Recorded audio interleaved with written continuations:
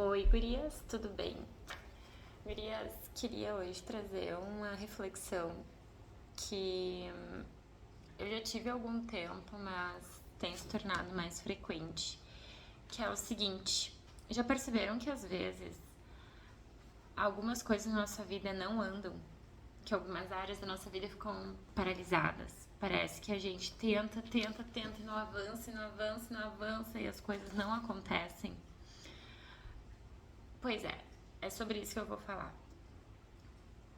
Vocês já perceberam que por algumas vezes, depois que nós superamos esse momento, a gente consegue entender que faltava uma virada de chave, que faltava realmente alguma coisa acontecer, mas não era externa, era algo interno.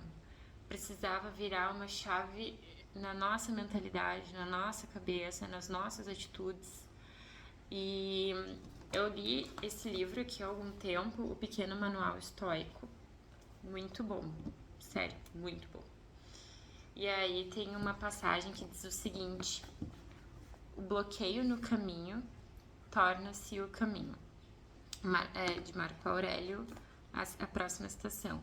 O impedimento para a ação promove as ações. O que está em seu caminho torna-se o caminho.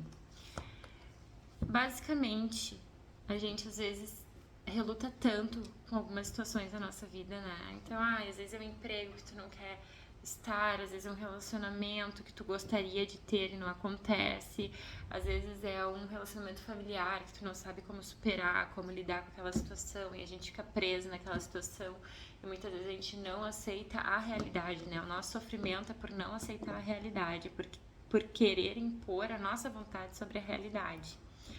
E quando eu li esse capítulo, foi uma coisa muito importante para mim, porque eu entendi que o obstáculo no caminho se torna o novo caminho, ele redesenha o caminho. A gente insiste muito em querer que as coisas sejam do nosso jeito, mas às vezes elas simplesmente não vão ser. E por mais que a gente tente, que a gente tenha boa vontade, que a gente se esforce, elas não serão.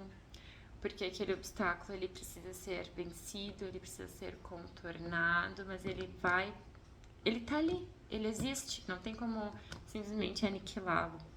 Então a mudança, ela realmente tem que ser da nossa postura, da nossa mentalidade, como que a gente encara aquilo. E digo mais, pelo menos a minha última reflexão foi o seguinte: por muitas vezes, se não fosse esse grande obstáculo, essa dor, esse incômodo, nós não mudaríamos. Nós não teríamos esse ímpeto de buscar o novo, esse ímpeto de abandonar algum hábito, de abandonar algum relacionamento, de abandonar um caminho que a gente está seguindo. Às vezes a dor, ela é necessária.